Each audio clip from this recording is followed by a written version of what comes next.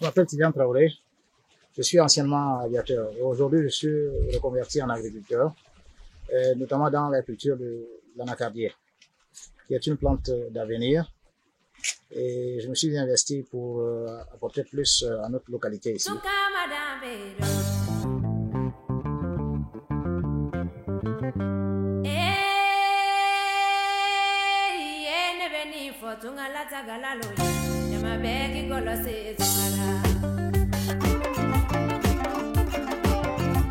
Moi, je suis allé à l'aventure d'abord pour des études. Et quand j'ai fini mes études aux États-Unis dans l'aviation, je suis resté sur place et travaillé. Ensuite, je suis venu en France encore pour travailler. Et j'ai fait plus de 23 ans à l'extérieur. Et quand j'ai pris ma retraite, j'ai décidé de rentrer au Mali, de m'investir afin de faire valoir le potentiel que nous avons et le mettre à profit pour toute la jeunesse.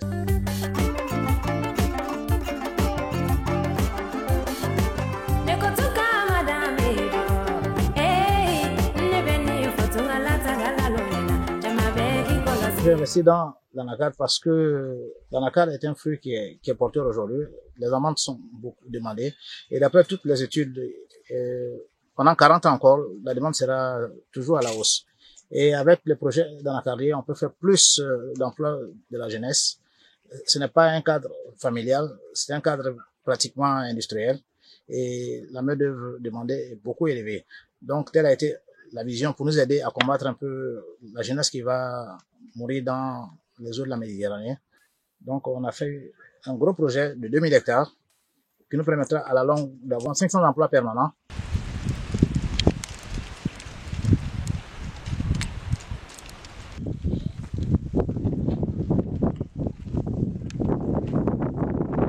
On a commencé à investir en 2009, notamment dans l'acquisition du foncier. Et après celui du foncier, il a fallu chercher des fonds et se faire aider par les banques pour pouvoir mettre toute cette exploitation en place. Donc le parcours nous a pris pratiquement 3 ans de négociation avec les banques avant que les gens accèdent. Parce que c'était un projet qui n'était pas trop connu encore.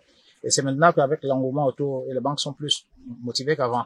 Notre objectif premier est de mettre une unité de transformation en place pour qu'il y ait de la main-d'œuvre permanente et pour qu'il y ait une plus-value de la matière première. Mais au niveau des récoltes, nous sommes dans notre premier champ ici qui est le champ de 319 hectares. Nous produisons environ une trentaine de tonnes parce que c'est un champ qui date de 2010 environ, 9 ans.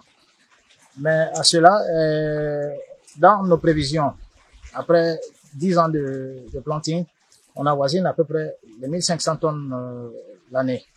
Donc, une fois que nous aurons atteint cette croisière, nous allons mettre l'unité de transformation en place.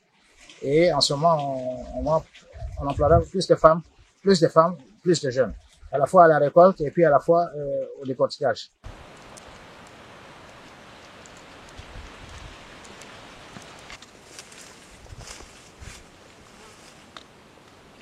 Aujourd'hui, ce que je voudrais dire aux autres migrants qui sont à l'étranger, qui ont des moyens financiers, de rentrer au pays, de se valoriser, de se mettre en valeur, de créer de l'emploi et de faire une plus-value. Parce qu'en restant toujours à l'étranger, on reste anonyme.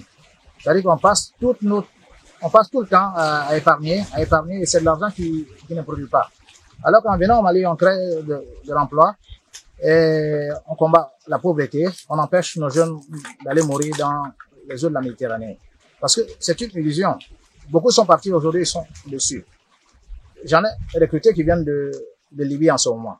Donc, si tout le monde pouvait descendre, je crois qu'au bout d'une dizaine d'années, les jeunes n'iront plus encore de l'autre côté.